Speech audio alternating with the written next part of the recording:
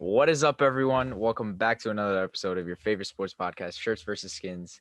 Yes, I'm back. I know you guys missed hearing my voice to start off the podcast, but I was unfortunately on a business meeting with Florentino Perez and Seferin. We tried to work things out. Let's just say those two don't see eye to eye, so we'll see. We'll see what happens there. But great podcast, Adam and Javin. Thank you to them. It was a great episode. I enjoyed watching it, and you guys did great, especially with that mock draft. You guys really hustled that out. So today, though, we have a great episode in store for you guys. UFC 261. Give our reactions. Some Champions League semifinals talk. We're gonna talk about Bayern. We're zoning in on Bayern Munich. Some new acquisitions there. And we'll also give some final thoughts on the mock draft, brush over it a little bit, seeing as it's a little closer now. So, Ahmed, take us straight into UFC. My God, bro. I have not been that excited to talk about a card in a while. One of the best cards I've seen in recent time, bro. Kamaru Usman versus Jorge Masvidal. Let's start off right there. Wow. Kamaru Usman knocks out Jorge Masvidal with a clean right hand. Who would have thought? Nobody saw that coming. Adam did. No, not a knockout. He said maybe I know, submission. I mean, I could see a finish, but not like that. Nobody saw it like that. Not even Kamaru Usman's team. There's no way, bro. He wasn't even like a phenomenal right hand, and puts out Jorge Masvidal like we've never seen Jorge Masvidal go out. Wow. I mean, where do we start? Kamaru Usman, pound for pound, he's probably, for me right now, he is exactly where he is. He is number 2 right behind John Jones. I mean, if Khabib's gone, then he is number 2. There's no debate. And he's just adding just more history. I mean, he's not only fighting these guys again, he's finishing all the top guys from Colby Covington to Gilbert Burns or now Jorge Masvidal. Destroyed Tyron Woodley like we've never seen Woodley ever got destroyed like that. This guy is a problem, bro. And do you sense a similarity in his current run, I guess you can call it, with Khabib's run late in the game, like we saw him fight Conor and I will say about Khabib and Kamaru, they were already just destroying the whole division before they were champ. That's like this one thing that I see that they both really did well. Destroyed the whole division, and once they became the champ, took the next level, started finishing these guys, and my God, I mean Kamaru Usman. I mean, he said it. Put some respect on my damn name if you didn't do it before. And I don't want to hear nothing about. He says that every fight now. I know, it's kind of getting annoying. Who doesn't respect Kamaru Usman at this point? Who? Bro, there were people. There were just a lot of people. Nah, bro. Just on Friday and then Saturday before the fight. And if you don't, and I don't want to ever hear snoozman all this, because all he does is win. And now he's doing it in an impressive fashion. So you really have nothing to say. So props to Kamaru Usman. He was, I mean, talk about, wow. I mean, that was insane. Sensational performance from Kamaru Usman. Yeah, absolutely. Just we've always gave him his respect on this podcast, just to make it known. We've always said we don't give a shit about you were calling him boring back in his couple other fights before. But this guy is just, he's special. We've always gave him praise, talking about how his mentality is just super, super different from many fighters in the UFC. And that's why he's the champion. That's why he's on this winning streak at the moment. But I think, Yoni, you brought up a good point about his like comparisons to him and Khabib, because I do see it. I do see some, because every single fight that Usman is in now, he's getting better. Like, before we previewed the fight, I said if he thinks he's gonna strike with Masvidal, he's gonna get knocked out. And he made me eat my words and he's the one that actually knocked out Masvidal, who has never gotten knocked out ever in his UFC career. That's just insane. It just goes to show that this guy is just getting better. And in this weight class, he still got to listen. I think we'll see about what fights are going to come on. We'll talk about them, but Kobe just next. about Kobe. It has to be Kobe, right? And I think Ahmed brought up how Kobe and Usman are probably the best matchup for each other. Yeah. And that's gonna be an exciting fight. But just to stay on this fight, it just goes to show that Usman is just special fighter. He's and that snooze. That's a great point that Ahmed brought up. That snoozeman talk, dude. He's literally entertaining every fight that we're Yeah, watching. man. Every fight. It's been Yeah. like what the past 5 fight. A lot Four of drama fights, I'd too. say. A lot of 3, 4 drama, fights. a lot of Yeah. drama going into the fight. So He's yeah. he's standing and striking with these guys when he could take them down. Like, I mean, Masvidal said he prepared for 25 minutes of wrestling. Clearly that was a stupid game plan going in, but it doesn't matter because he still stood up and was striking with one of the best boxers, in my opinion, at least in the UFC. Yeah. 100%. So yeah, that's first of all, that's crazy.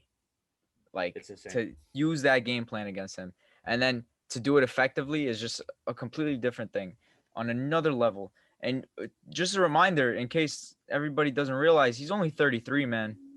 Oh yeah. He has fights 33 in is him. prime. Oh, That's prime for MMA fighters. Yeah, man, for sure.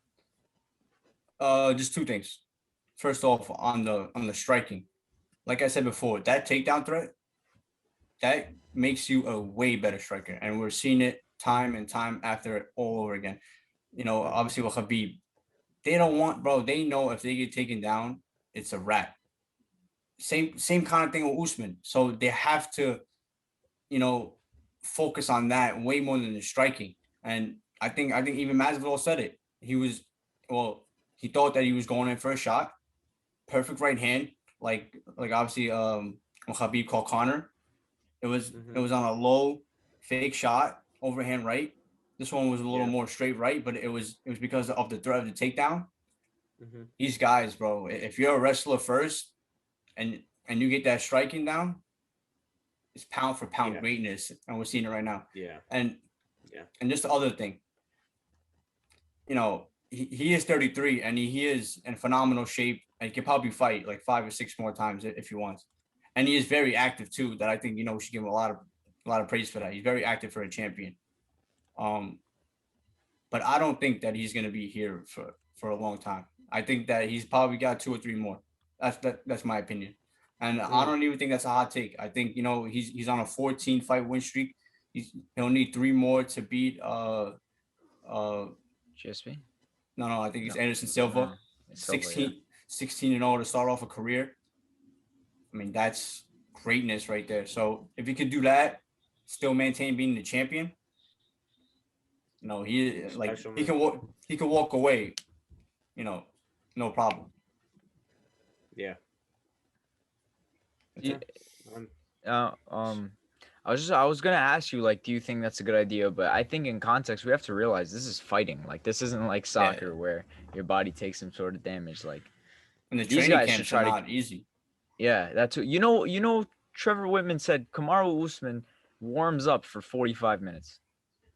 Yeah, that's crazy. 45 minutes, bro. That's insane. Yeah. Man. Trevor Whitman, definitely a winner of this night. What a night for him. Just like propelling him as an elite. We've known he's elite, but like tonight just goes to show that this guy just a special mind in this game. And just before we go to the co-main, I just want to give thoughts about Jorge Masvidal. I still believe he's a big star, and just one of the realest guys in the whole sport. And it happens. You get knocked out. Obviously, it was in front of all his family members and stuff, and it was pretty much in Miami, just there. Yeah. So it sucks for him, but all respect in the world for him. He's still a stud, still one of the best welterweights on the planet, and he's just not championship material, I believe. But he's a problem. He's a problem for everybody else. He still has the BMF title. Can do plenty Yeah, of I don't things with know. that. Yeah, I don't know about that because Mickey Mouse title. if you get knocked Yeah. out like that, I think Kamaru Usman is now the BMF. Yeah, right. That's what I think. But let me ask you guys a question about this. Like, I agree with whatever you just said about Masvidal. I definitely respect him. I definitely respect him how he handled himself after the fight. A lot of class, humbleness. He actually gave Usman props for that knockout. He said it was a beautiful knockout. I actually seen a video on social media, him talking to the fans after coming out of his vehicle and talk. So respect to that. But don't you think his stock has went down? I mean, listen, when you talk about that 2019 run, like that was just insane levels. People talking about him maybe the next big star. Now him losing to Usman, him again knocked down. Now, don't you think his stock has went down a little bit? I think. Listen, yeah. Go ahead. Go ahead, Okay. Ahmed. Go ahead. Okay, I was just gonna say, I think people kind of dragged Masvidal from the start. Like, don't get me wrong, he was a superstar. He still is, but they propelled him to like some elite fighter that he's a great, like I said, great boxer, probably one of the best, if not the best in the UFC. But did he have what it takes to beat people like Kamaru Usman, Colby Covington, who I don't think he's ever gonna fight, but Colby Covington, other grapplers, wrestlers, whatever you want to call it? He never really had that. I think that, like you said, his run was when it comes to Ben Askren, that was luck. If he doesn't get that knee, we know what happens. Ben Askren takes him down, plays with him for the entirety of the fight. That happens, bro. In an alternate universe where the knee doesn't occur, it does, bro. It does. I don't know, It's, bro. I don't know. Ben Askren is your best case, but listen, don't you are disrespect right. Ben Askren. He was a Bro, beast he had a hip surgery. No, I'm talking about like UFC Ben Askren. It's not the old Ben Askren. Well, Robbie Lawler Bellator should have beat the crap, but he did beat the shit out of him, and he was like a bad stoppage away from winning that fight, probably. Maybe. But listen, you know, I do think you're right though. Like he's not supposed to be here. This is all crazy for him, and the fact that he's fought for the belt twice, and I mean, just going back to your point, Tiku, he's still a big star. I mean, listen, bro, guys like that, guys like Nate Diaz and them, it doesn't matter how many losses you get, as long as you know, like you're not getting knocked out every fight. And I don't think Jorge's gonna get knocked out every fight. He might not ever get knocked out again, but he's still a big star. He's all about violence, you know, like in terms of selling stuff. Obviously, you know, this guy is like a salesman out there. So I still think he's a big star. You got to match him up right. Obviously, you know, he can't fight Damian Maia or something, but you know, he's got to fight the right guys, and he will still be a phenomenal co-main on a big card or a main event on a nice pay-per-view too. Fair point. Yeah. Bring us on to Trevor Whitman's next oh my little goodness. warrior. Wow. Listen, I know we talked about Kamaru Usman and he's the man and all that, but I think Dog Rose stole the show, man. Are you kidding me? That was insane. Love it though. I love this stuff, man. This is why MMA is the best sport, man. Thank you. Can I just say, thank you. Props to our MMA correspondent Tony. I was with him watching this fight.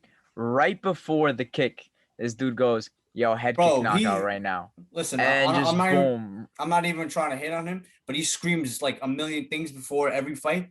Oh, fucking left hook. Like, bro, like he's screaming everything. So, nah, he called it, bro. Tony, bro. Props when there's props. Come on. I'm like kick to the head. That's what happened. Holy shit. I mean, bro, Joe Rogan's reaction was enough. Are you kidding me? That was insane. And she did it again. Because I remember watching that Joanna fight, 15-0 Joanna, one of the best fighters, not just women, but men. Like, she was really that, like that good, Joanna. Dominant. And Rose goes in there, makes her tap on strikes because of a left hook. That's how dazed she was. Doug Rose did it again, and that fucking head kick was insane, bro. She was out Whaley. I know she was upset about the about the call. Come on, bro. You're out. You're done. And I know it's tough, but my God, bro, how she just dropped down. Bro, you cannot blink in this sport. You cannot. You can't. 1 second, she's up. Half a second later, she's down, like out. This sport is crazy. You never know what's gonna happen.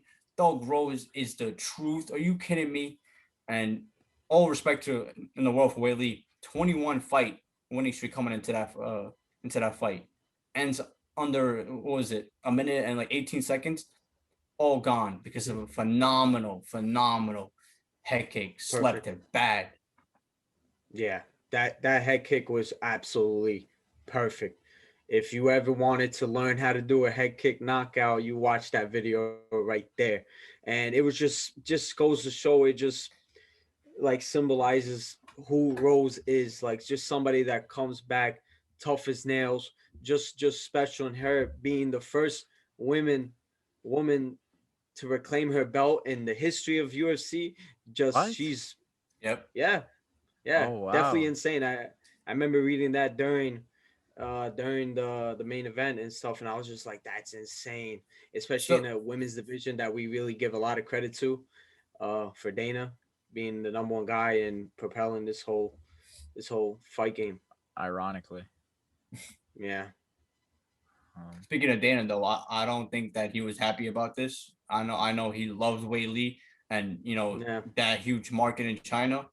That's why I China. think they will run it back, and I have no problem with Damn. that. Yeah. They Yeah, have to. It absolutely was not. it was. I don't know because a lot of people were saying, bro, she slept her so bad and shit that like maybe take some time off and don't fight the champ. But No. you got to run that back. I think. No, no, no. Yeah. No. Bro, And people gotta when you talk understand about in sport like MMA, boxing, whatever, like the odds, even if they might be 1%, the 1% can happen. Like someone could get yeah, look at Masvidal, never been knocked out in his mhm, career. He could get it slept. It happens. happens. It Yeah, doesn't mean absolutely. much, Conor honestly, McGregor a knocked lot the of the fuck out. time. Oh, Exactly. it means more when you don't get knocked out than when you do get knocked out Yeah. in this Yeah. sport. It's definitely like Ahmed said, But one split second, bro, you're gone, dude. So let's see. 100% focus in your fights. Yeah, I mean that's pretty much it. But let's get to the third title fight. Valentina Come on, man. Shevchenko, bro. Listen, her performance was phenomenal. 7 takedowns made it all look so easy. And Andrade is a tough customer, but that was too easy. But the best thing I saw of Valentina was as soon as the fight was over. That was the real Valentina, bro. She was looking around like, "Are you kidding me, bro? This is the person you think that's gonna like at all have a chance to me? Are you kidding me?" And she was so cocky on the mic. She's saying, "I'm only getting better." She was trying to scare everybody, and she did. Are you kidding me? If Valentina is getting better, oh my God, bro! Come on, Like, man. I want to see her like top 15 on the men's pound for pound because, oh my God, like she is, bro. Skills wise too, Scary. bro. What can't she Special. do, bro? Her takedowns are Yeah. like Peter Yan, like straight slick, boom, slamming your back, and her striking or counter striking, of course we saw, but her striking is like Israel Adesanya, bro. This woman is. I know, Amanda has those two I was wins just gonna over her. say, you know the question that people will It, ask. no, okay. If they want to fight again, if they don't, whatever. There's plenty of other fights. I think. I mean, Doug Rose versus Valentina Shevchenko. Oh my goodness, that's a phenomenal fight. But I know she beat her twice in the second fight, even though I thought Valentina won. We gotta talk about Valentina as the greatest female fighter of all time. Because skills wise, it's hard to debate. But like I know Amanda. She is the queen, double champ, and all that. But let's start having this fucking debate. Yeah, Let's go, bro. that's exactly what I was gonna bring up. I was gonna say how Shevchenko, she is just super, super underrated. Like in the mainstream eye, I think I brought up the point how Nunes herself is pretty underrated in the mainstream eye, but Shevchenko is even more because the talent. She's just super talented. She's a murder. She's skilled everywhere. And she's Talented as mean. hell. She's mean. Bro. She's like, I love her. I love her so much, bro. She's such a great fighter. And I said it when we were previewing this card about how I love Weili Zhang and Shevchenko, one of my favorite fighters in MMA, regardless of their women or men. Like I don't give a shit. Like Shevchenko's super talented, special fighter. She just showed it that night, and I think we just got to talk about what's next for her. And maybe she fights Nunes, maybe she fights Nami Yunus. We'll see. But they're both really great fights, and yeah, I agree with you, man. They need to talk about her being maybe even top three women's fighters in MMA history, without a doubt. Insane, bro. Insane. Insane. Oof. You got any thoughts on Valentina Yoni? It's a beast, man. What more is there to say? You guys kind of look alike, no? Bro, I was I just don't want to move on to the next fight. Dying laughing. Oh man. Chris Weidman versus Uriah Hall. Talk about it, bro. You could not blink in this fight. Bro, all I hear is the smack, but it was really a crack. Oh. And it's oh my goodness, bro. And as soon as he lands back on his foot, it's Man, still sucks, it will always be hard to watch. But bro, I almost threw up. Like I literally had to fight back. Like I was about to throw up, bro. That's how disgusting it was. First strike of the night, and it's Chris Weidman. There's only been three of these broken leg, and he's been part of two. He gave one to Anderson Silva, and now this is a crazy world. Chris Weidman, I know guys like we probably all seen his post on Instagram. He's obviously doing way better, and I think now he's on a jet back home. So that's all phenomenal.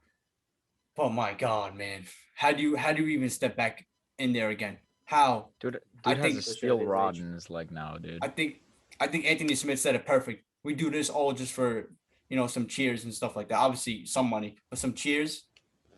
I mean, why do they even do this sometimes? So seriously, bro? That was disgusting, and so heartbreaking. The first strike, and Weidman's been working so hard to get back to where he was. Yeah. A legend in the sport, bro. It sucks. It Definitely. sucks. Yeah. It sucks. Weidman, like you said, legend of sport. Always wish him well in every fight that he's in. And seeing that, you just don't want that to happen to anyone. Not even forget about him just being an MMA legend, just to anybody. Stuff like that it sucks, especially when you know how much fighters put into in a training camp to be ready for the fight to go in, and that happens. It sucks. But it's super ironic when you think about it. When Weidman fought Anderson Silva, that second fight, what happened to Silva? Now this happens to him. It's just like MMA is like a circle, and it sucks. That's it. It's like it's nothing else much to say, Hopefully, I wish him a speedy recovery, and then hope to see him back in that cage real soon. Bro, even his coach said it. The first strike, that's even more heartbreaking, I think, bro. If it was in the second round or something like that, obviously it's never great. But the first strike, bro, and the moment he realized what happened to his leg, bro, I don't think that will ever leave my head. So, oh man, bro. Honestly, bro, I don't even want to talk about retirement for him. Just get better and do you. Yeah. If you come back, you come back. If you don't, you don't. Me and Ahmed were tuned into Ariel Helwani's space when on Twitter when he was talking with Aljo, and what's the Georgian guy's name? I forgot. Marab. The one. Marab. This is really. Yeah, the guy who dove head first into the what's it called? They were talking about obviously teammates hype up teammates, but they were like, oh, Weidman's back to the good old days. Like he's gonna put on a show, a great performance. I changed my verdict MMA thing just off of hearing them because they sounded so confident. So that makes it even much more disappointing that it happened. Just knowing that Weidman probably prepped so hard, it probably turned on the jets in training for this. It's just so sad. And like Ahmed said, hopefully just recovery. That's what we need to think about right now. Hopefully he recovers as soon as possible. Yeah, I mean that was supposed to be his second fight coming back to middleweight. Uh, I thought this was going to be Weidman's back, and he would have put in a good performance against a tough fighter, Uriah Hall, and respect to Uriah Hall. He was devastated himself when you talk about him and what you everybody knows about that knockout that he has, that special one in tough, but a lot of stuff happens to him, and he actually didn't he collapse backstage somewhere. I believe that happened a couple hours. So a lot has happened to Uriah Hall in this game. So I hope he's doing well and seeing a lot of things in his whole MMA career. So hopefully he's doing well. Hopefully Wyman's doing well, and hopefully we can see them both. Maybe they fight again. Who knows? But we'll see. What did you say about Uriah? About When Hall again though? Yeah, remember Uriah Hall? Like I think he collapsed backstage in one MMA event. He clapped Didn't back. I? No, he collapsed. Like Collapsed. he fell. Oh, I think he collapsed. was like doing. Yeah, I I, think he was I doing don't like. know. No, but yeah, I mean he's had some good ups, a lot of downs too. So Uriah Hall, and I think Chris Weidman was the first guy to ever fucking knock him out. So his first loss. He said So that. it all comes around. So Yeah. crazy night. And obviously the injuries don't even stop there. Jimmy Crute in the next fight. This one is obviously, sucks to see any guy get injured, but Anthony Smith did that. And Anthony Smith is a story. He looked phenomenal. That jab, I picked him to win this fight. And like I said about Jimmy Crute, he's the real deal. So me picking Anthony Smith, I still believe in him. I mean, he's not gonna win a championship, but he's still a tough guy. He's only like 33 or 32. I know he's got like 47 like fights or something and some damage, but he's only getting better. And you saw it. That jab in the first round, those leg kicks, he won that fight fair and square. I know it's heartbreaking for Jimmy Crute, and that was a nasty injury too. But Anthony Smith is a story here. Phenomenal win for him, back-to-back wins, and now he's right back. And he was already like top 6 in the world. So, you know, yeah, it's good for Yeah, him. just to clarify what I said before, Uriah Hall, he fell down during a weight cut. About to go into the weigh-ins in UFC 124. So just to clear that up. But going back to that fight, yeah, I mean, like you said, it was very reminiscent to like the Sean O'Malley when he got hurt during that fight, and it was something like that. I had Anthony Smith winning too. I think Anthony Smith, he has been on a tough like fight streak. Usually, I think he lost to Glover Teixeira in a very And Rakic too, sad pretty same Yeah, way, got Rakic. dominated. and it's just I thought that was going to be something. Maybe he can rebound and come back, and I didn't think he was going to win like that. But I mean, he still won, so credit to him. Hopefully, this can propel his maybe a win streak coming on. And I always liked Anthony Smith. I thought his performance against John Jones was pretty good. So hopefully, we'll see him good, and I hope Jimmy comes back better than ever. Well, what a main card that was, and it was just a That's- great that card was- overall. The crowd was so good to have them back. They were so electric all night. Yeah. That was for you, Ahmed. Yeah. You love that Just 'cause- crowd. He was I was Insane. going Tell them so crazy. you could tell them, man. Bro, he was on the group chat just like the fans every like 10 minutes. Bro, it stuff. was the like- first fight of the night. It was like a main event. Like Conor McGregor was about to fight like Khabib Nurmagomedov or something. Bro. Yeah. You But it couldn't. makes sense, you know. Oh, bro, and I just can't wait. I can't wait. Now I'm so pumped for. I believe it's 262 now in Houston. Oh, that's a Fans. great card. Oof, Ooh, Nate that's a Diaz, great card. Chandler, Oliveira, and Come all on. them boys. Come on now, Ferguson, Dariush. To Just me good and to have Yanni, fans back, bro. yeah, 100%. Hopefully that's something we could see in every sport coming. Just hopefully we go back to normal, normal sports fans, because fans make the sports. They really do. But I want to say, like, me and Yanni were just like, bro, you're fangirling about the fans. Like, I never seen this Yeah. before. It was insane. It was Oh, insane. but- And then yeah, he would but it talk was- about the crowd saying, fuck Jake Paul, fuck Jake Paul. I'm like, Yeah. bro, you get it, bro. We're hyped too, Dude. man. Speaking of, how about DC and fucking Jake Ooh. Paul about to go at it, bro? What is Why going didn't he on, slap bro? him? Why didn't he just slap He him? can't, bro? Who obviously. was gonna He stop can't. him? He's Yeah, gonna he'll get, lose like, his. He'll lose his job right there. ESPN, Bro, whatever. honestly, why even walk up to the Okay. kid? I know he was saying some nonsense, but bro, he's like 24 and you're like 42. Like Listen, bro. like I agree on that sentiment he because, could be a like, kid, bro. yeah, when you think about it, like, bro, we know that DC is never gonna fight this kid. He's never gonna fight him. He We called all him know that. out. He But called him out. he did. But like, bro, come on now. Like DC's not gonna do a boxing fight. This guy, I No, don't he even think, said bro. he called him He wants out. to see him in the MMA. But bro, 205. do you know all right, bro. Jake Paul isn't gonna be in an MMA match. Like, come on, bro. Hell no. So he's just saying that, bro. Listen, DC, he's probably picking up on his ESPN gig, trying to get some clout, a little bit of clout. And dude, it went trending, bro, on Twitter and every social media. So good for DC. Get a little bit of clout from this whole situation. It was cool, just to press him, Good for DC. Yep. Shout out Randy Brown. Shout out Brandon Allen. Phenomenal card though. Phenomenal card. As like I said, I'm pumped for the next one. Yeah, 100%. Where these fights, it was a great night of fight. Simple as that. But talking about one Paul brother, let's talk about the other. It just came out today that Mayweather Logan Paul is official. I think it's June 11th at the Hard Rock Stadium. And thoughts, guys? What do you guys think about this upcoming bout? YouTuber versus professional boxer, arguably one of the best boxers of all time. How is this gonna work? What weight class? Like, I don't understand what they're Yeah, doing. it's pretty weird when you think about it. Like, bro, Logan Paul like regularly is like 30 pounds heavier than Mayweather. So I don't know what's Way gonna more. happen. I don't think the details haven't been came. They're probably gonna do like a scrimmage type shit. And I've made it known on this podcast, so I don't like these BS fights.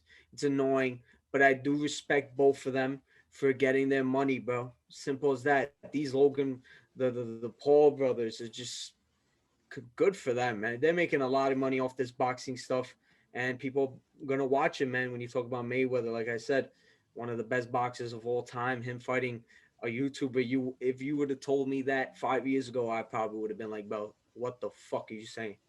So it's credit to them. They're making their money. I wanna ask Tigu especially a question. Before I do though, Floyd Mayweather, Logan Paul, supposedly like Floyd is gonna weigh no more than 145, and then Logan Paul is gonna weigh. He fights like at 154 too. He can fight at 154. I mean, he's older now, but whatever. Something like that. I don't remember the exact number, and Logan Paul can't weigh heavier than 190 or something. So there's gonna be a weight difference there, regardless. It's gonna be an exhibition. Floyd's it's a freak show. It's a freak show. It's a freak show, bro. Tiku, you're very anti this, and Ahmed, obviously, I want you to answer this as well. Do you think it's good or bad for boxing? Listen, I've said how I believe it. Somewhat of it is good and somewhat of it is bad, and I'll start up with why is it good, because I believe it brings attention to the sport, especially for a sport that's probably had a lot of bad PR recently. When you talk about the refereeing, when you talk about the big fights that need to happen, don't happen, and it brings in attention from the younger generation that maybe see it and like, oh, maybe I want to do this. Maybe it's a sport. Just bring more people and bring more talent. When you have more talent in there, you have possibility of more better fighters, more better matches, and to help grow the sport. And I do believe that.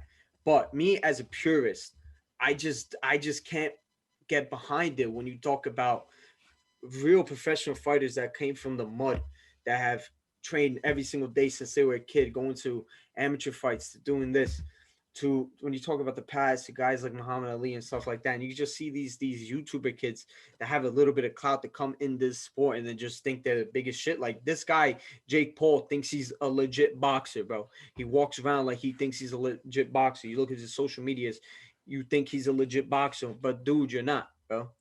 Because you're who you fighting, bro? Like, come on, son. I don't think we got into that Ben Askren fight, but dog, you can't tell me Ben Askren, who got literally punched in his face multiple times by a killer and Robbie Lawler, is getting knocked out by one punch from Jake Paul. You can't tell me that. You can't tell me that. People could say, oh, maybe I'm being controversial about that. Nah, bro. He took the shot. It was a good shot. He said, okay, I'm pretty rocked. I'm not going out there. I already got my money. That's it. Yeah. It was, bro, it was the show up, get paid. But the only point is he going to fight someone for real? If he's not, I don't want to talk about it. If he's gonna fight, bro, even that guy, what's his name, Tommy Fury. Tommy Fury, yeah. If he, I know he's also like an Instagram model, whatever the hell he does. But he is a boxer. No, he was on 5-0, I believe. Love Island, a big reality TV show out in. I know, but if he's but he's a real boxer, I believe. Yeah, 3-0, I believe. Yeah. So and he's fighting real guys. That's what I'm trying to say. Fight him. If you beat him, yeah, why not? That's a great start right there. And then I will give you all the respect in the world, because like you said, the money wise, he is doing a good job, but he's also shitting on 2 sports that we love. That's what he's doing, bro. He's got all these guys calling him out, and they look like broke boys begging for this little kid, bro. But they have to. It's annoying. But they have I called him out. That's disrespectful. I called him out on Twitter. Listen, bro, if he fights someone for real, it's all good, bro. Because anybody that's willing to get in there and fight a real guy, Nate Robinson, my God, bro. Ben Askren. It's all just payday. Like you said, God, bro. Show up and get if he fights any guy with any like amateur background or anything like that, no problem. I want to see Rashad Mati just beat his ass, bro. Bro, hell yeah. And I believe Rashad Mati called him out on Instagram. He's never gonna accept that. He'll see one video of one liver shot by Rashad Mati and just tremble like shit his pants. Exactly. I would love for that to happen. Yeah, but he's got no name though. This guy Mati. And Mati has no name. Yeah. I mean, bro, he's not. Relax, bro. Relax. He's like nobody outside of like New York probably knows this guy. All due respect. He was Listen, he was world renowned at one point. When he was a kid, he was world renowned. Like he was known as the next prodigy. He had a YouTube video that hit like tens of millions of views as a 13-year-old next prodigy. Let me ask you a question, bro. If they tomorrow announce that Jake Paul is gonna fight this kid, Rashad Mati, like 75% of the world is gonna be like, who the hell? Not more. It's gonna be like, who the hell is this kid? More, so listen, I'm not trying to be disrespectful. He's a great boxer, and I know him because of his boxing, and I know he was gonna fight like actual fighting too. So all respect in the world to him. But come on, bro, 80% of the world would be like, who the hell more? So be like, who the hell is this kid? That's what I'm trying to say. He was probably, and if anything, he was probably more popular back then when he was a little kid than he is now, because like he had like a little time off. So that's why this fight would No, but that's what I'm trying to say. You could talk about someone like Rashad Mati, who was a freaking a combat sports prodigy coming in MMA and boxing, and this guy Jake Paul, Logan Paul, are more popular in that sport than him. It's disgusting. I can't get behind it. I just simply can't. Yeah. And Ahmed, you want to make a quick point? No. I would just agree with him. That's exactly what I feel. Dude, you guys know about the TikTok versus YouTubers boxing card? We were just talking about it before we started recording. What's the name of that though? That's the one that's called like Thriller Fest. YouTubers versus I don't know, man. I think it's just YouTuber versus TikToker. Yeah, first of all, boxing. Yeah. First of all, you got 3 YouTubers right here who are ready to step in and knock anyone's head off in the TikTok community. Absolutely, yo. Record this. Bro. I'm ready. I'm down to fight any single YouTuber, TikToker out there. Like I don't give I don't want to show you guys the combination. Look at that. Yeah. Bro. Any weight class too. Any weight class. It don't matter. It don't matter. I'll be there. Give me a training camp. Give me 6 months. I'll be there. Dude. I might hit you with a hammer fist like Connor did it against freaking Mayweather. Bryce Hall, who's a very famous TikToker. You guys probably don't. By the way, Tiku and Ahmed are very anti-TikTok. But Bryce Hall is claims he's getting $5 million for this boxing, not including bonuses, not including pay-per-view cut, not including a $1 million knockout bonus. Bro, a $1 million knockout bonus. Give me that. I don't believe a word they're saying, bro. Unless I see it for real. They're all lying, bro. They're all lying. Bro, Dana White even said it. Bro, Dana White even said it. All those buys he did and all that. fake, bro. Come on, bro. I want to see the real thing. Bro, that was an embarrassing night. That wasn't a great night. That was an embarrassing night. Nah, Fucking that Oscar was De La Hoya disgusting. drunk. You kidding me, bro? It was funny. Drunk. It's funny for I mean, us, but it's funny because it's embarrassing. You're giving Yeah, him it the is. benefit of the doubt, assuming he was just drunk. Oh yeah, I mean he was all. Oh, he's on a lot of things, bro. Dana's been You know what it adamant was. about that. We know, bro. As we Very, move on. very funny. As we move on. Anyway, yeah, Sir. we'll end this off with we're ready. Open invitation to Bro, no, bro. I'm not even calling these guys out, bro. I'm No, not. I am. Bro, Just I'm wanna not pay even me- in it for the not even in it for the bread. Like I'm whatever. in it He for can the make money. 5 million. Pay me like Both. 1/10 of that, 1/15. No problem. I'm just in it to slap one of them up, bro. Yeah, These 100%. idiots, Same. bro. They're whack. For bro. the Put me in money, there against. bro.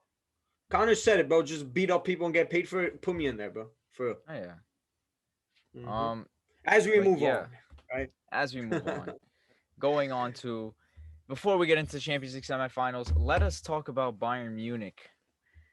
Ahmed, explain what happened, because a lot of people What do you mean? Explain what happened?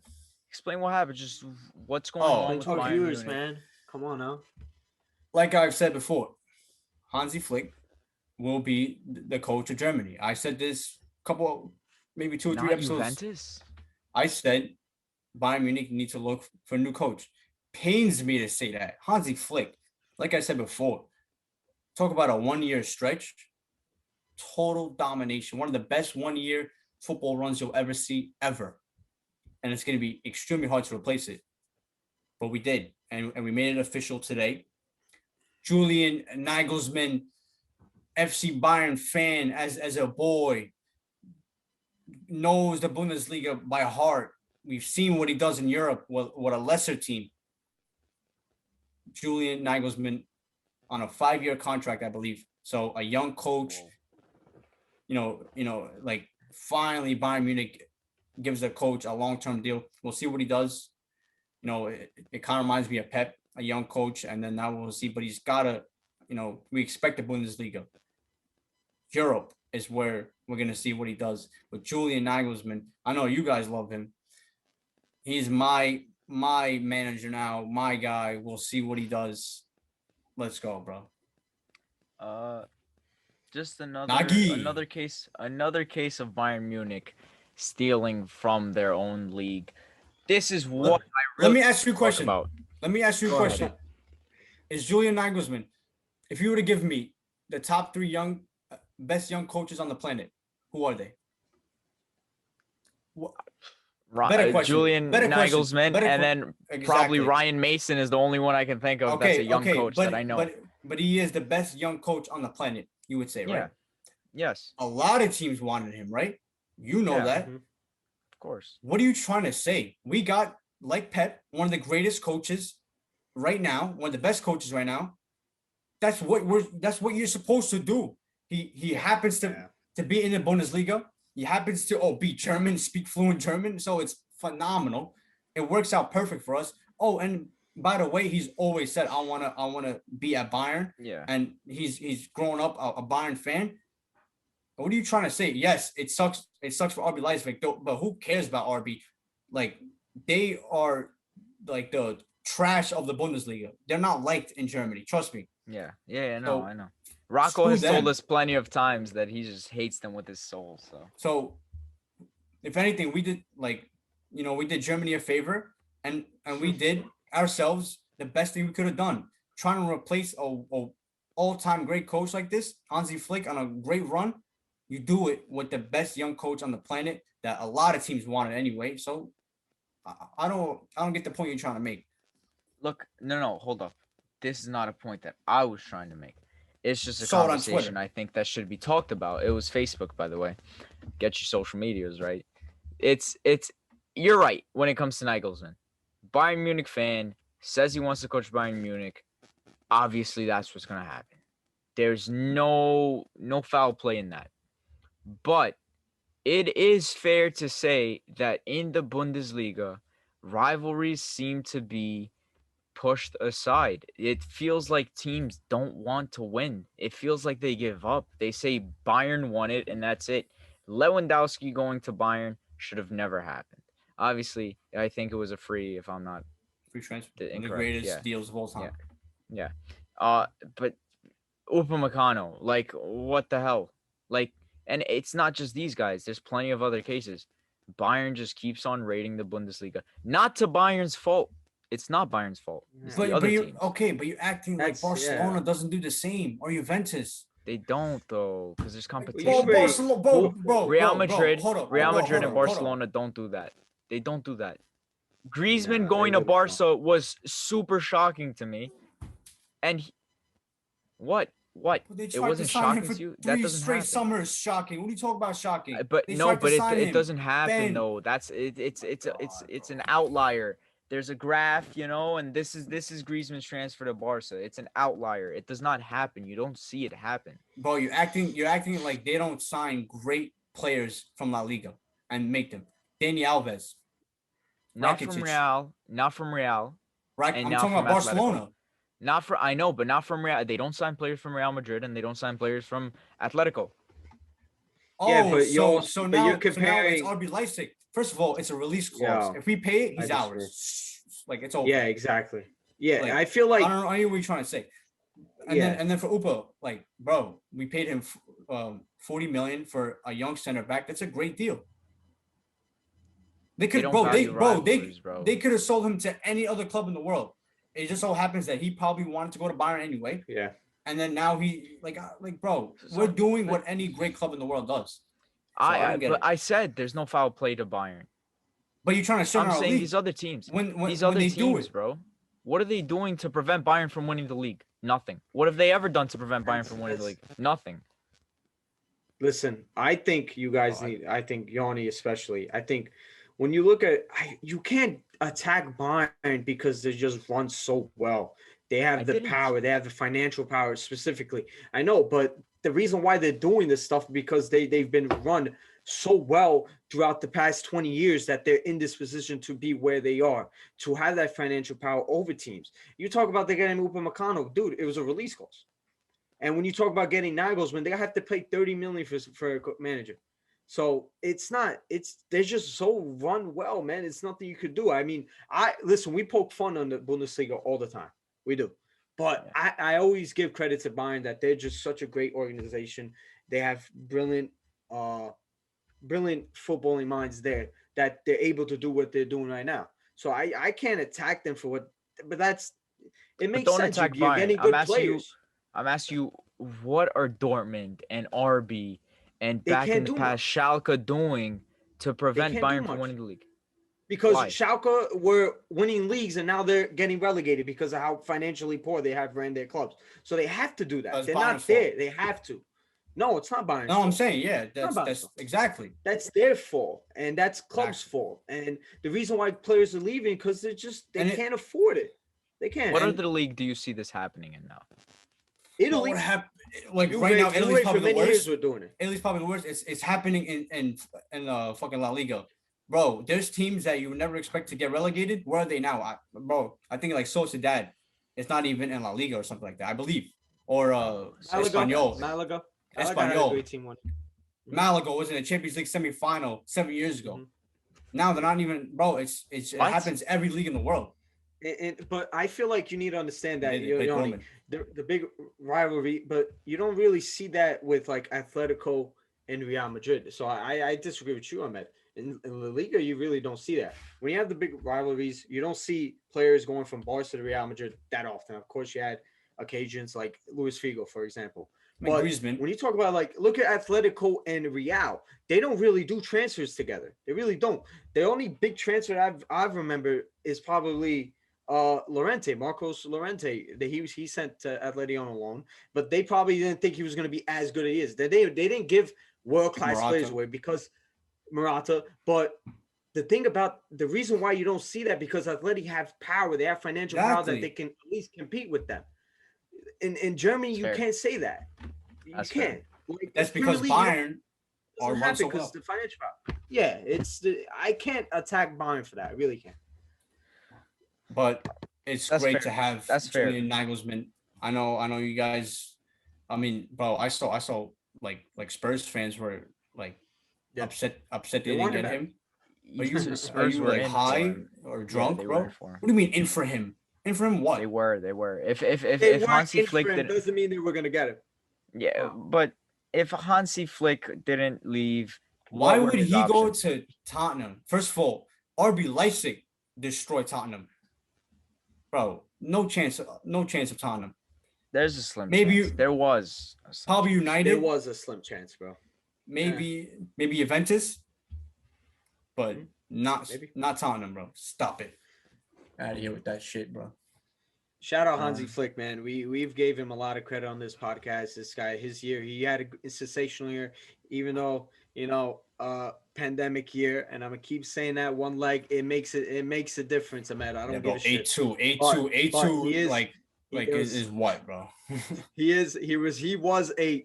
was such a good manager, and him going to Germany might bring back Germany to where they were a couple I years think so. seasons I because think so. they have a I lot think of so. talent in Germany. They just realize it. And Bayern, don't have any European competition, any games in Europe anymore. So we got like 4 games next 5, like 5 or 6 weeks. A lot of time. I expect all the German players to be ready for the Euros, bro. So might see Germany back on top. Yep. As we move on to the Champions League. Yes, sir. Yes, sir. First of all, let's talk about today's game. My picks to win the whole thing. I didn't get to watch the game though, so I can't really say I can't really compare them to how City. I watched it. Almost fell asleep. Tell us. Yeah, bro. Was it actually that bad? Listen. I'm gonna say this, and to all these Super League motherfuckers that love this shit, you want to see this game every single week? You're the biggest fool ever in the world, because this just goes to show that the Super League does not make a difference. Chelsea, one of the biggest clubs in England, Real Madrid, one of the biggest clubs ever, if not the best, the biggest club. Just a disgusting display. So just to start out with that, but talking about the game itself, I think first half was exciting to a point. I think Chelsea in the beginning were putting their foot on the game. I thought they did well. They got the goal. Pulisic's goal was a sensational goal. Super composure. Someone like Pulisic who's getting better, and he's showing his top games in the Champions League, goes to show what a top level player that he is, and he gets a lot of criticism, and rightfully so. He's been dealing with injuries, and of course, him being an American, there's an anti-bias against American football, talking that they're super overrated. And listen, last year during their when they started English football, he was sensational for Chelsea. The reason why they even were in Champions League. And credit to him, he deserves a lot more respect. I think he's showing his best performances in the biggest games. So credit to him. Rudiger, what a pass, man. Definitely underrated pass. If that was Tony Cruz there, it would have been all over Twitter. All over Twitter. Everybody would have been gassing up, but it's not. It was Rudiger. So credit him. And Chelsea were playing well. And the reason why Chelsea did not win today is because of Timo Werner. It's simple as that. It's just shocking how bad this guy is. And it's sad, man. When you talk about him last season, I would have took him at United. And to him, he's not showing up in these games. He missed the easy chance and he shot it right at Courtois. Like, dude, come on. There's just something wrong with strikers in Chelsea, bro. They have no good strikers besides Giroud, who should have played. I don't know. What is he though? I don't know what he is, bro. Because he's not good enough to play on the wing, and he's nowhere near as fucking clinical as you want your striker to be. So I don't know what he is. Maybe a center forward that can press because of his speed. But come on, man. Come on, bro. I mean, I was saying this at Bundesliga. I don't care how many goals he scores. Guy's not good. And you see right now, some forward. How many? This is why you gotta watch it with your eyes, bro. There's some footballers who miss so many more chances than they score. Like so many more. Like you gotta watch. Well, but Salah's good, bro. Like Salah's a good player. But I know. But when I said, bro, he does miss chances. When I say that Riyad Mahrez is a better player than Mo Salah, like you just gotta watch. It depends Oh on what year my. you're talking about. Maybe this Like, year. That's a hot take, bro. Oh, come You on just said now, Mars is better than Salah. I don't know. bro. Like, That come on, Salah bro. hasn't had the best Bro, season, bro. skills wise, I Salah's don't think it's skills. close. But I Damn. know he That's a scores a lot of discussion goals for and another shit. day. But come That's on, a bro. discussion for another day, man. We might bring that up maybe in the next Liverpool City game if they play. But yeah, I mean, you said it well. What does he do? Not a good enough winger. He's not a striker. He's not even a false nine. He doesn't do anything. And for him to score that many goals in the Bundesliga just goes to show that Nagelsmann is some sort of genius, bro. Like, imagine him now with Lewandowski, bro. I think people were saying that on Twitter. It was fucking hilarious. Like, he might score like 60. bro, like 60. He Mm. might. He might. When you got such a great manager like Nagelsmann. But yeah, Werner got to do better. And I tweeted today. I'm like, bro, do Chelsea not learn to not play Giroud in big games? This guy, you put Giroud in those. If you They play brought him on? Giroud, Chelsea, I don't even think they brought him on, which is weird. Yeah, And bro. as much as I dislike Tammy, I don't think Tammy Abraham is a good player. Got a lot of But shooters. the form that this guy Werner is, you can't play him. You got to at least give him a try. Like, Giroud not being in today is absolutely disgusting. He didn't play at all. Absolutely, exactly. It's disgusting. Giroud needs to play in the big games because he'll get you a goal. Chelsea would have came out this first leg, winning if Giroud played. So Chelsea will never learn their lesson. It's weird. I mean, I think Tuchel has some sort of weird bias against good strikers. Like, dude was playing Icardi for PSG last Champions League. Like, when he had Cavani, who they could have tried to extend his contract to play in the Champions League, but he didn't like Cavani. It was weird. So I don't know. Yeah, I mean, Not just much to to say, echo. man. Yeah, I mean, just to echo what you said. Boring game. I was watching at work. Like, extremely frustrating to watch as a Sleep, Bayern bro. fan, because Disgusting. bro, and I hope Andres and his boy Eric hear every word I'm about to say, because Bayern Munich would thrash your clubs, bro. I'm just telling you right now. I mean, with Chelsea, we Yeah. already seen. Yeah. Real Madrid, bro, it's like so frustrating to watch. But they are in the semifinal. Chelsea, I mean, they're now, I guess, favorites going back to Stamford. I mean, it's all set up for Eden Hazard goal. I mean, how Bro. spectacular would that be? But Oh man. disgusting football. Like, come on, bro. These are not, like two of the four best teams in Europe, in my opinion. But Bro, they got here. why aren't these fuckers using all 5 substitutions that they have, dude? And Bro, it's don't so understand weird. that. Just bro. going back to I don't understand either. just going back to fucking Giroud, you bring him on like the 60th minute. Oh, it just changes He'll everything, get you a bro. goal, man. Yeah, He bro. would, bro. Beast, man. Yeah, he's such a good player. And to say what you were gonna say about how Substitutions? about no, not substitution, but I was gonna say how Giroud would have been. But look at the striker on the other end. Kareem Benzema, what a goal. I think he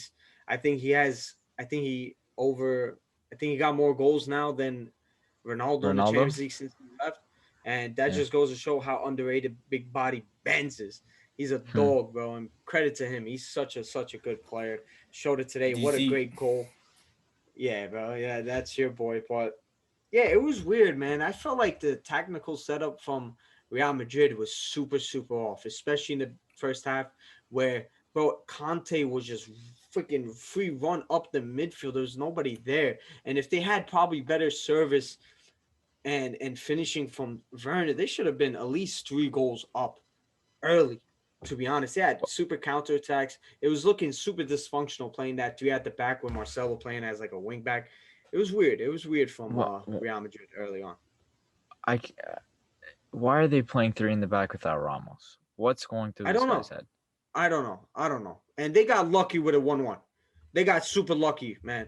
And listen, they say about Zidane's juju, dark magic doing it, man. I think 1-1 is actually a great result for Real Madrid. Of course, Yeah, I mean, of course, Chelsea got their way goal. We understand that, but it could have been worse. It really could have been worse. It should have been worse. And second leg will be interesting for sure. Man, did we give out predictions about who's gonna win? Because I totally forgot. I don't think so, but I mean, I've But been said that I think Chelsea. one of these teams I'm gonna will go- win, but I think Chelsea will go to the finals. So I I guess believe- I'll stick by Chelsea. Yeah. I think Real Madrid gets to the final and loses to the team on the other Yeah. side that we'll see tomorrow night. But yeah, disgusting game. Before we preview that one, can we just Tuesday. say, bro, it's about time, dude, that fucking Benzema gets the credit he deserves, and we have been on that like for a while now. Where is everybody just now waking up? This is, Yeah. and once again, and I will say this every single day, please watch football with your eyes, people. Stats don't tell the whole story. This Yeah. Ronaldo without this guy Yeah. is not They're not winning scoring Champions 70 Leagues, bro. goals. He's still scoring Ronaldo goals. without Real Lord, that's Madrid. my goat. That's my goat, but he's not scoring 70, 60 Yeah, in a man. year like he used to. It's Team player. wake up, people. Benzema. Yeah. He's a baller. Super. Yeah, man. Like you said, we've been on this super underrated player, super undervalued player because he had to take a seat back from Ronaldo, and that's obviously makes sense. Ronaldo's one of the best players of all time, but him now The best. showing his quality since Ronaldo's left, like I said, has more goals than Ronaldo since he's left in the Champions League. He's such a good player, such a team player. They don't win, and I made the point that you take Benzema off that BBC team, those Real teams that are winning Champions League, they don't, that influence that he has, you can't replace that. And Ronaldo has made the point throughout years when Real Madrid were looking at strikers like Aguero, like Falcao, like Suarez, that he wanted Benzema to stay. And he's just showing why he's that quality, world class, a legend of this game. Let me just ask you a question. In the last 10 years, give me your top 5 strikers. Come on, man. Damn. In order. Damn. How you gonna get us now like that? You both on the spot. You both combine it. Spot. I respect So it. it'll be easier. Can I go first? Lewandowski number Can I one. go Okay, go. I think Lewandowski has to be number one, right? Okay. What do you think, Ahmed? Okay, one. I No, believe go. Lewandowski's number 1. Okay, you only 2. Go. Oh, but yo, I didn't can I give say you- a few days ago that I rated Benzema more than Loa? I don't know. I mean, but you're just Yeah. a mess anyway. So like But we know this. Benzema number I 2. thought though. And Lewandowski's better than Benzema. I've always said that. But I feel like influence-wise, Benzema's for his team that he was on at Real Madrid, you can't compare them. well, that's what matters. Like as a pure striker, Lewandowski yeah. number 1. I mean, okay, as a pure striker, yeah. Lewandowski number 1. Percent. Benzema number 2. Suarez number 3, in my opinion. Why did you take my third? I was gonna Okay, say now, Suarez. bro, anyways, but So I was gonna say Suarez. you have Benzema number 2. You could say 4th. You could say the 4th. Yeah, I say Benzema. Okay. number 2. No, I mean, Man. I mean, Hold on, Ahmed. Let us finish our list. no, Then you can because talk about it. because I want to ask you Go. that question because I want to see where he's gonna rank Benzema, and I mean you guys Oh. have him pretty high. I mean I love Benzema, my Algerian brother, but Just like Mbappe. I think Lewandowski number 1. It's hard Lewandowski, and I love Lewandowski. Suarez and him, like 1A 1B. Bro, get over it. Like, do you understand what Suarez did on Barcelona? Like, Okay. he was Yeah. ridiculous. 100%. Okay. But look what Benzema's still doing. Okay. He's still here being consistent and scoring them goals. That's a good point. Come on now. But And at more their than peak, Suarez. But at their peak, it wasn't At even their close. peak, but you It's got not to just remember about who peak. stepped back. Who Not took just that about peak. step back into that role? Yeah, man. And wait, Tiku, out of curiosity, who are you gonna name 4th? Bro, Fourth, it was going to be tough between two strikers that play in the Premier League. It was either between Aguero or Harry Kane. Bro, how about and I Zlatan think- Ibrahimovic? No. Nah, Zlatan's. Oh no. You're bugging. You're bugging. No. He's not You're top 5, bugging. Yoni? You're bugging. No. We're talking about this is Aguero and Kane no. go first before him. Harry No, Kane no, is no, no. is No, is no. ahead of Zlatan. No. You're last super 10 years, disrespectful. yeah. We're Log talking off about the yeah. meeting, bro. When you no. The last 10 you're kind of years. disrespectful. Yeah, last 10 years. We're talking about AC Milan Zlatan. We're talking about PSG Zlatan. We're talking about Man United That's Zlatan. it. Just We're PSG. talking about- We're talking about LA Galaxy Zlatan, but we'll also talk about AC Milan Zlatan. That since Zlatan's gone super injured and hasn't played a lot of games, they're almost about to not even make the Champions League. So put some respect on Zlatan still. He's still not a better top footballer class than striker. Kane. Not a better footballer than Kane. No. Personally, in the past 10 years, Zlatan has to be top 5, without a doubt. That's your favorite player. Bro, I'm telling you right now. Yeah, but put some respect on his name. I love Harry Kane.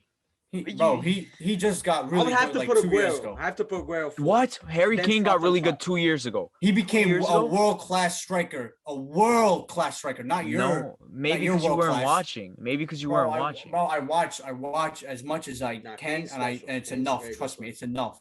Harry Kane has been doing his thing, bro, for years, man. For years. Like last 3. But that's still not enough. No, he's been top world class for a lot of years. Yes, world class. Like this year, world class, bro. World class. Yes. Yoni, you talked about consistency about Benzema. Zlatan's still playing at a top level, bro. He really 38, is, bro. Even at his age, I think he's 6. No, I disagree. I think Kane's 6. I think you put Aguero 4, and you put Zlatan 5. This is why we never asked for any top 5. It's gonna get heated, but. I only asked you guys because I just want to see where you guys rank Benzema, and it's pretty high. It's pretty good. Yeah. Like it's pretty warranted. He deserves it. Yeah, it's I don't understand why you don't rate him at that high. Oh, 3. That's 3 is pretty good, bro. But you got to look at context, bro. Bro, he took that step 3, back, and that's perfect. He took that step back. Bro, Suarez at Liverpool was Suarez one of the best players in the world, the top 5 player. Suarez at Liverpool was stat padding against Norwich and then choked in the final 2 games of the season. Oh, he scored 34 goals in the league or something like that. You stat padding against Norwich. In your league, bro. I'm pretty sure he had like. Come on, let that United bias go, bro. Come on, bro. Bro, you stat padding against Norwich. But this is what I say though. And then I'm like, oh, bro, you think Bayern are gonna be scared of Norwich one week? And he goes, yeah, bro. Are you kidding me? Norwich, never in my life. Maybe West Ham. Yourself. Maybe Brighton, but not Norwich. Fix yourself, bro. Norwich celebrated coming up, just go back down. But yeah, all right, listen, that was a great discussion. I actually really enjoyed that. But let's get into the game that's going to happen tomorrow in our recording, Wednesday. It's going to be the Oil Classico. Oil Classico. Good one, Yoni. But PSG, Manchester City. What do you guys think about this game? Now this one, I'm a little more intrigued. I'm more hyped to watch this one. This is a phenomenal game right here. Man City, probably the favorites right now. I think we probably all agree that they should win it right now. I mean, listen, when you look at their performances throughout their form as of recent and their performances against Dortmund, I can't say they're the favorites. I personally think it's PSG, but that's just my opinion. But I think majority of people probably think City is the favorite. So yeah. Is Kevin De Bruyne going to be healthy? He's back. He's back already. Wow. He's back. Is he? He's back. I thought it was a bad injury. He played.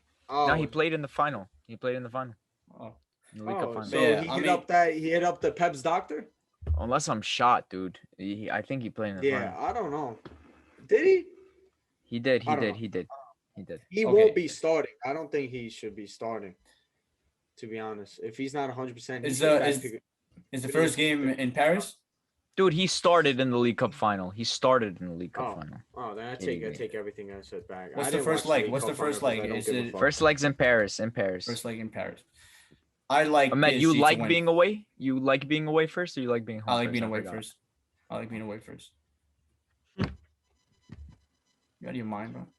I got personally. I like PSG more, but as the days go by, it's like I kind of trust Pep Guardiola to do his thing, unfortunately. Listen, I expect Man City to win, but I just got a feeling that PSG with Mbappe and Neymar, bro, every time they touch the ball, there's a slim chance that they might score on that play. So and they get the ball a lot. So it's gonna be scary. But Man City, they kind of like they're very similar to Bayern, but I believe if they're, if they put away any of their chances, they can win comfortably, I think, because that defense on PSG is pretty overrated in my opinion. But like I said, bro, Mbappe and Neymar going the other side. Oof, it's gonna be a great game. Yeah. But I like Man City they should win. I like Man City. Oh, it's so tough. And we have to keep in mind, more likely than not, that defense is going to revolve around John Stones because he got banned for the next 3 matches in England. So for a straight red. So that, like you said, that Mbappe Neymar going against John Stones is going to be very effective if What's that up? defense revolves around John Stones. He got a Why? red card in the league. He got a red card in the League Cup. I'm saying final. Laporte, Diaz.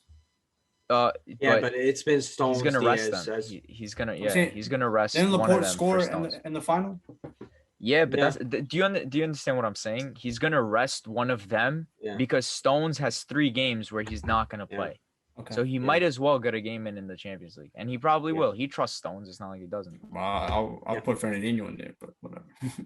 Shit, I don't know about that. But talk about this game. I think it's just.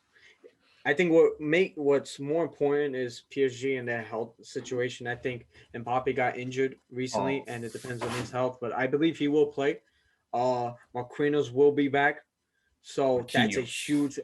Marquinhos, sorry, man. Marquinhos. But to him, he's when he comes back, it's gonna be he's a big, very important player for that team. Verratti will be in this leg. And now that midfield is going to be super, super much better. I don't know what you guys like hype about Verratti. He's a good player, man. What? You watch okay. with your eyes? You have 2 of them? He's a good player. He's not okay. He's not he's a super class. He's a top very 5 midfielder player. in the world.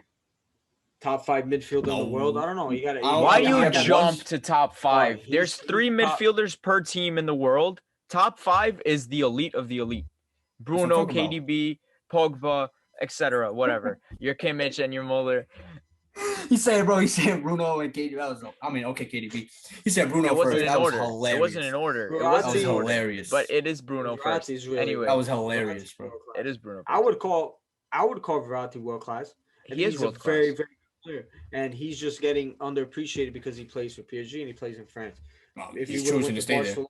He's also he does, but he's also getting paid a lot of money to say that. Dude, someone made a good point. They said he's very injury prone because this dude is so active in the game. Like he gets like so many too active, in my opinion. And that's the thing. That's what people say. He's too active, especially he's a small guy, so it takes a much bigger toll on his body. He's super active in the game, and in turn, that makes him injury prone. Like he can't do that for multiple games. No. I mean, I like he is a good player, but like. There's levels to this. I don't think he's on the world class level. Like because world class level is like how about that? Goretzka, bro. Okay, bro. Like he's like 5'2". Goretzka. Like I'll step on him, bro. So what? He'll fold you like a pancake. I'm gonna pick him up like right now, bro. He'll fold you like a pancake, bro. He'll dribble. Yeah, man. He doesn't need those Bayern roids that Goretzka takes. Oh my. What the hell is a Goretzka? That's what you guys call him. Goretzka. Scoretzka, actually. Bro. His name is Scoretzka. No, but weirdos, they put the God in it. Crazy, man. It's such a crazy thing. Yeah, but Verratti, you're super disrespectful. You're super disrespectful to Verratti. He's a top player. Need to stop. But I think PSG are gonna get it done. I think Dortmund have found out the holes in City's defense that they can attack. And when you have Neymar, Mbappe, and I don't want to say that guy's name that plays right wing because I just don't want to.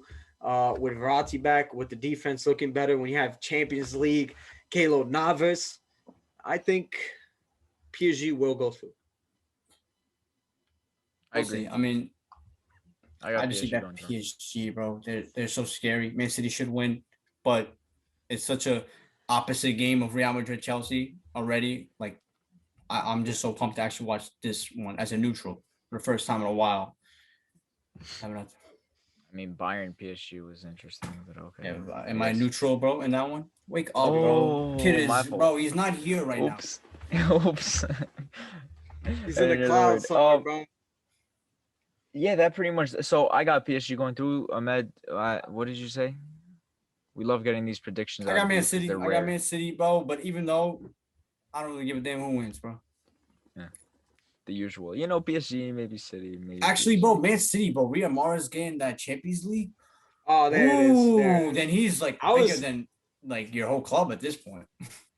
Look at you. Look at you. Stop trying to troll in real life. Like, I don't understand this. Stop. I mean, troll, He's not bro. bigger than the club, bro. bro. In the last 5 years, he's already bigger than your club. He's got more Okay, but trophies you said himself. bigger Oh than my the club. You did not say in the last 5 years. Remember? Okay, I'm saying it right now. Even in the Next last topic. 5 years, he's not. But Next whatever. He won topic. like a Europa League, bro. My guy has got like Premier Leagues and everything. What are you It's more talking about? And the successful. Carabao Cup? That's what I'm Successful. saying. Car- He's and bigger Carabao than Cup? Successful. How about this? But I bigger, never big. spoke You know what about- bigger means? Yo, what was City doing? Putting up 4 fingers about winning 4 Carabao Cups in a row. That is freaking absolutely Bro, what shame- was Human's son doing? disgusting. Crying. For the Cowabunga Bro, I Cup? wanted Like, him yo, to people buy him are up to that sick, point. dog. That's Yo, nasty Bale. stuff, bro. Bro, I feel bad for Bale, bro. Not winning don't. that cup. You know he wants that trophy so Oh, bad. yeah. So bad. 100%. The biggest He- trophy that he can win. Dream Yeah. cup right there. Like, He don't give a fuck, bro. Bro, I swear to yeah. God, when he don't give a fuck, bro. He's like Kevin chilling, Love out bro. there, bro. He don't give a damn. Yes. You know, He really like, is bro, looking like, Kevin Love out there. he just can't wait to go back to Spain and chill out there, bro. yeah. And play golf all day. Facts. Yeah. Oof. Yeah. Yeah, that's pretty much It's it for embarrassing. Champions League. Tigu. Let's talk about the NFL mock draft. Let's talk about the draft. which is a mock Yeah. draft. My fault. Oops. Draft, mock draft. Yeah, that's what I'm saying. I'm an idiot for saying mock draft. April 29th, I believe it is. Correct? This Two Thursday. more days, maybe. Yeah. Yep. Exciting. So what's happening? Fill us in. I mean, a lot is happening. You know, there's especially when it's, bro, we're only 2 days away from it. You got a lot of reports from reporters, from insiders talking about this team's going to do this, this team's going to do that. To me personally, I really don't buy any of this shit because usually a lot of them are wrong. So, I think the main story has to be the number 1 pick. I think Justin Fields is going to be the number 1 pick. No, I'm playing. I'm playing. Trevor Lawrence is the number 1 pick, without a doubt. That and it feels like it's actually being underreported about Trevor Lawrence, right? Like you're barely hearing about Trevor Yeah, Lawrence. but bro, Yeah. listen, Yeah, he's been the number 1 pick since high school, bro. yeah. And people were talking about, is this like the number 1 pick that everyone knows? Like, has there ever been a number 1 pick that's been like that everyone knows in history before that? Maybe Peyton Stafford, Manning. Peyton Manning. Well, Yeah, I don't know, man. honestly, They were talking bro, about him when he. I don't even think he went first Manning. overall, Peyton Manning. No, I think Ryan think Leaf. he did, but no, I think Ryan Leaf went second. Pretty sure Ryan Leaf. went Probably like John Elway. He's in those. Even with Andrew Luck. Yeah. I mean, you know, obviously second. Hey, he was RG3. ranked. Yeah, RG3 won it, I believe. I think So, it's Matthew Stafford when he went to the Lions because he was hyped up to hell. But anyways, let's Sam get into Bradford. the real shit. Let's get into the real shit. The main storyline going into this draft has to be what the Niners are going to do with the 3rd pick, without a doubt. And in our mock draft, we had Mac Jones going to them. Now, me personally, I do not buy it at all. Ahmed, what do you think? listen, bro, it's funny you bring that up because I was doing my final and I'm going to post it probably on like, probably tomorrow night, my final one. So I got no more excuses. I was thinking about Trey Lance, thinking about it, Oh, but it's not going to happen. I believe Mac Jones is the my. pick, locked in, done. really? Interesting is I don't now know. 4 because I was hearing, bro, and this is one I've been hearing a lot. Trey Lance to Atlanta, like they still believe that Matt Ryan has like 2 more years left. Trey Lance was very Makes positive. sense. Makes sense. Expect the Washington. Well, I was about to say the old name. Expect Washington. They love Trey Lance, so they will try to move up probably. But Wow. yeah, I mean, 3 is gonna get crazy because obviously 1 and 2 is pretty much done deal. 3 is gonna get crazy. It's probably 90% Mac Jones, like 7% Trey Lance, like 3% like Justin Fields at this point. The odds on Mac Jones went got better. Like, it's like way locked in more now. possible. It's locked in. Everyone's saying Mac Jones. To me personally, I just can't believe it, man. I can't. It's just maybe I'm just being, like hard-headed and stuff because I feel like Mac Jones. Listen, I don't want to disrespect Mac Jones a lot because I think if you put him in a great situation, he's going to be a good quarterback. He's going to be a great game manager. But with the third pick, you can't draft a game manager when you got guys like Justin Fields who have questions about, but his talent is perfect. It's perfect for the Niners. Trey Lance, someone that maybe they can keep Jimmy Garoppolo for 1 or 2 seasons and then let Trey Lance develop under Kyle Shanahan, let him stay behind it, and then that makes sense. Mac Jones does not make sense. It doesn't. You don't think the 49ers have that perfect situation for Mac Jones? No, I do think they do. They do. So why wouldn't they pick him then? No, it just. But it makes sense with the third. Why would they move up from the third when Mac Jones probably, honestly, Mac Jones probably would have fell. Exactly, and it makes that's sense. why it's a little sus because, bro, they gave up a lot of picks for Mac Jones. That's what I'm saying. Well, but it is what it is. I mean, bro, if Kyle Shanahan, if he puts me out there, I'll get a couple touchdowns, bro. I'm telling you right now. Like Kyle Shanahan is that good. I'm saying, bro. Nick Mullins, other guy, CJ Better, whatever his name is, putting up 400 yards a game. Jimmy Garoppolo for a lot. Yeah, bro. This guy, Kyle Shanahan, from Matt Schwab to all these guys, he's always had one quarterback in his mind. And it looks like Matt Ryan. Yeah, I agree. I agree with that. But I don't know personally. It might happen, might not. I've always maintained that I think it's either between Fields and Lance. For many weeks, I've switched between. I think they're gonna go Lance, gonna go Fields. Mac Jones is now on the shit, so we'll see. We'll only have 2 days to wait for the draft. We'll see on draft night, but. Going to the Falcons pick is just super, super interesting. That's gonna change. That's going to change the draft. Who do you think the Falcons are going to go for? I think it's going to be Kyle Pitts, best player available at that point. And I think it's pretty much easy. It could, I mean, like they could probably trade, was it up or back? I don't know how it is in NFL draft, up or down. But 5, though, I want to give you credit for this one because you did say Jamar Chase. And I was hearing about that. And I was like, bro, he just broke his his whole knee. But they are going to go with Jamar Chase, I believe. So yeah, same. And I think they're just gonna believe in Joe Burrow, what he wants. He wants to reunite with his wide receiver from college when they won the national championship. Jamar Chase, without a doubt, special talent, such a great player. And now, T. Higgins and Tyler Boyd. Now with Jamar Chase, and it's a lot of tackles in this draft, so that's probably why they want to. Okay, whatever. Like, we got to get Jamar Chase. He's a stud. Yeah. But I think you gotta go Sewell. You have to go Penny Sewell, in my opinion. I think you have to. Listen, at this rate, Penny might drop. You had him going to the Dolphins. That's gonna be pretty. I'm gonna change that now. I could see them going. Oh, really? I'm gonna change that, bro. And I heard this since I've been saying this since January. Brian Flores loves Devontae Smith, bro. He's such a good kid. And he's such a great ball player, bro. He reminds, bro, like I know it's not fancy. He's good. But he's like Amari Cooper with like Amari Cooper's good, bro. Amari Cooper's very good. But like he's got like some kind of shit that like Aquan Bolden, like he'll make that crazy catch in the middle and some shit.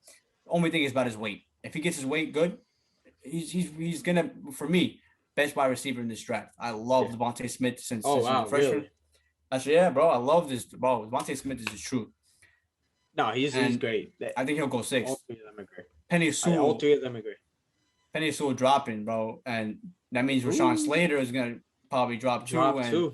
11, how about what the Giants are going to do? How about now with all this shit move back? Micah Parsons, maybe Jalen Waddle. Yeah. It's definitely a lot of options for the Giants. I think number 11 is such a good spot for them. They can go at that time, maybe best position at the time. A lot of talks about Devontae Smith. That's why you kind of hurt me with Devontae Smith at 6, because I would love him to be a Giant. I'm more of a Waddle guy. I think Waddle is better than Devontae Smith, but I'm not going to say. It's like the quarterbacks in this draft. I feel like all these quarterbacks, people like put a label of like, let's just say Justin Fields being quarterback 4, for example. They think it's like a knock on them. But, dude, any of these quarterbacks can be really good. Any of these wide receivers can be really, really good.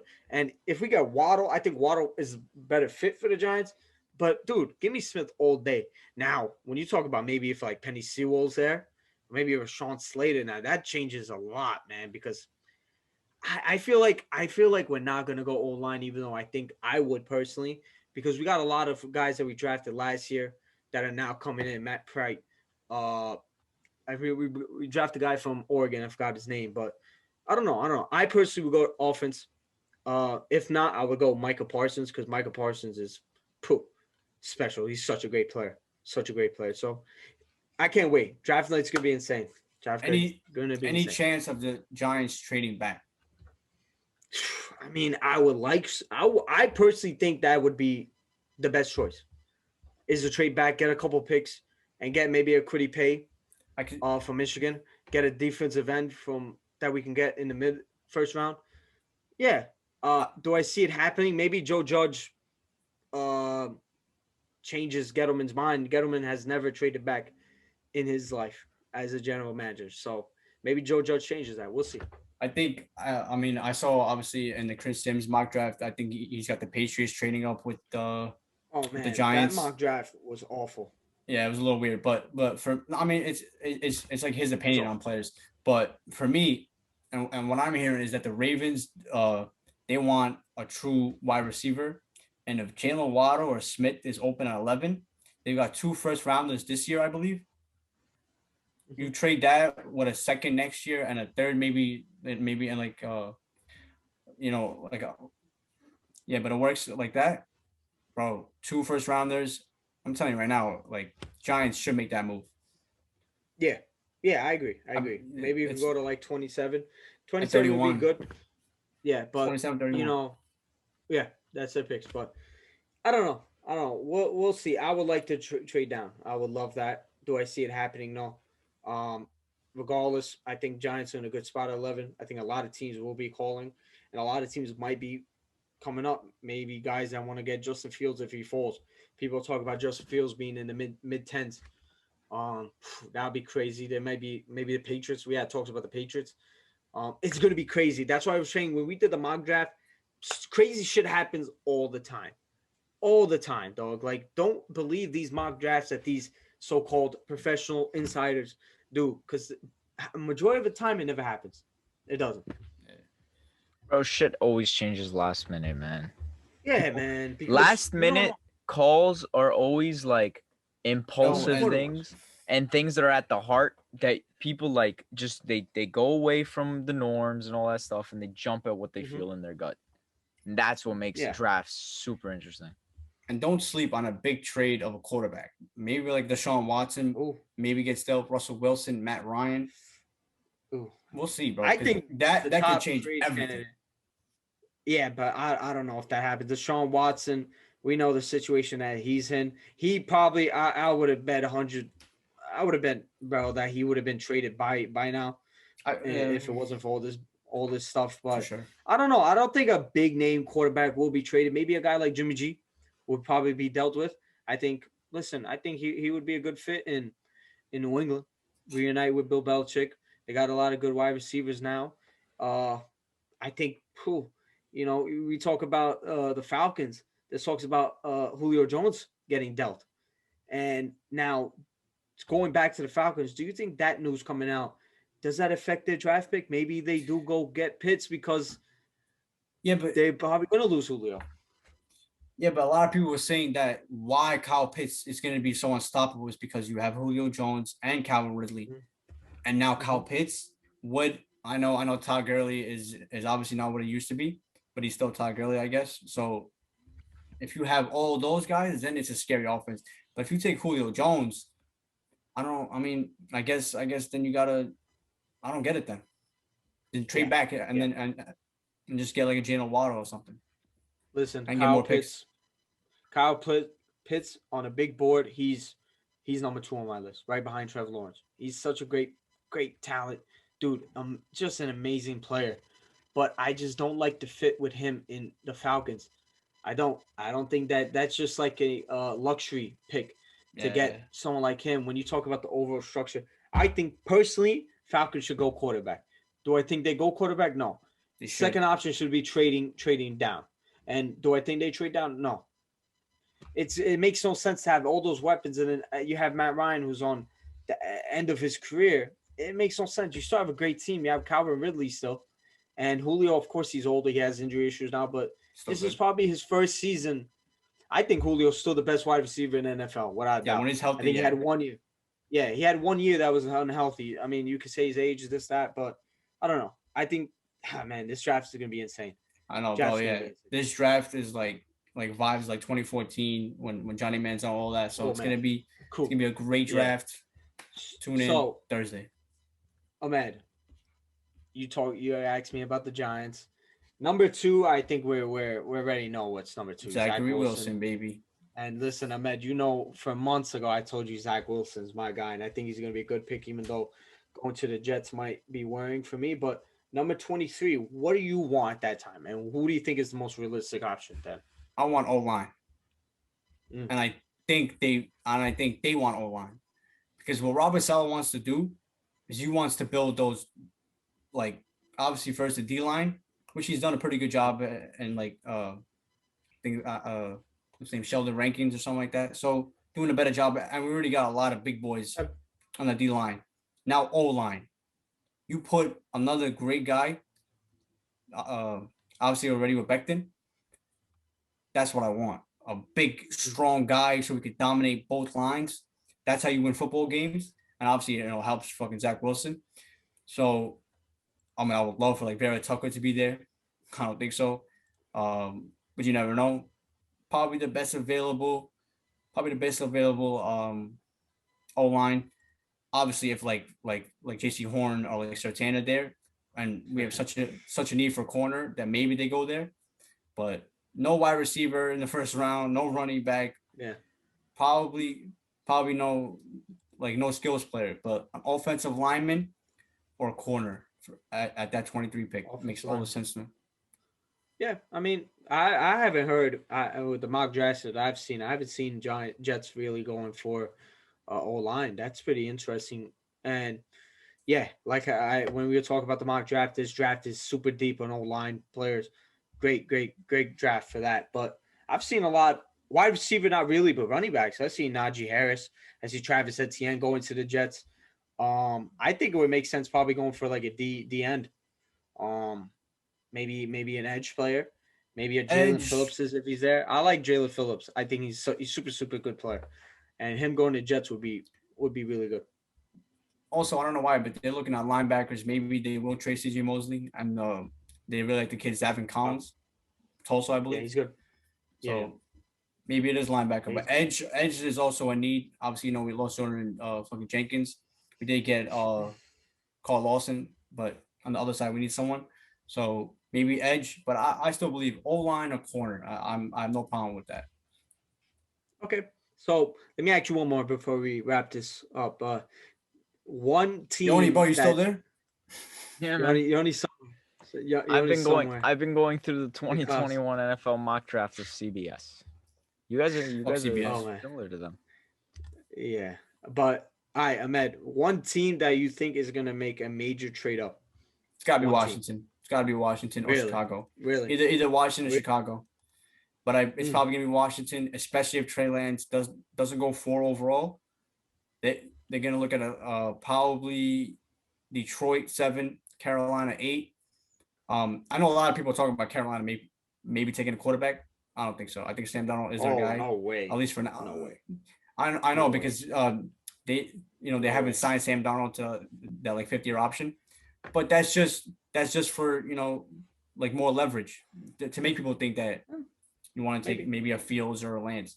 So I think Washington and Chicago. I mean, obviously, like they were throwing everything they could, and there's no way you go out there believing that Andy Dalton is your fuck QB1. Yeah, no way. Does not make sense. No way. And Ryan Fitzpatrick is a perfect guy for Trey Lance to sit down and watch. He's going to make a lot of mistakes. Don't do that. He's also going to make a lot of great throws. Watch that. So Trey Lance to Washington, I know they love him. And Chicago, if it all makes right, then maybe they move up for a Fields or something like that. Yeah. My team, I was going to say Chicago as well. I think they move up, try and get one of those quarterbacks. Maybe a Justin Fields falls for them. They can go for him. Knowing Chicago, they'll probably trade up and get like Mac Jones or somebody like that. Like if we're being really honest. Kyle Trask, bro. They're gonna take Kyle Trask. Kyle Trask, yeah. Yeah, those other quarterbacks. It's gonna be funny where they go to Kyle Trask is getting some traction to the Steelers, which makes absolutely no sense when you have him, Haskins, Mason Rudolph, Ben Roethlisberger, all pretty much the same Yeah, I don't style know. of quarterback, all big freaking slow, big motherfuckers with crazy arms. But yeah. Like I said, this is gonna be a very, very exciting day, and I can't wait. Only 2 days away. Yep. Pump. About Guess does that's it. it. Yeah. Yep. Thank you guys for tuning in. Before Episode number 27. Oh, go ahead. before we wrap up, sorry guys, you're not leaving just yet. I just want to say my condolences to Terrence Clark, young yeah. prospect, NBA prospect, draft prospect that passed away in a car accident just last week, and it's sad. Just a sad story when you talk about somebody that was very, very soon going to live his dream, like bring financial success to his family, and to this to happen at just 19, just it's very sad, very sad. Rest in peace, Terrence Clark. Yeah, bro. Like All right. every kid's dream is to be a fucking NBA player. He was so close. It's so heartbreaking. Obviously, like you just pray for him and his family. And then also, I believe Brandon Boston was also involved in that crash. So, hopefully, he's making a good recovery as well. But so heartbreaking, bro. So heartbreaking. You just gotta stay safe, bro. You're so close. Just stay safe and do all that, bro. Yeah. All right. That about does it. Thank you guys for tuning in, and we will catch you guys next time. See ya. See ya.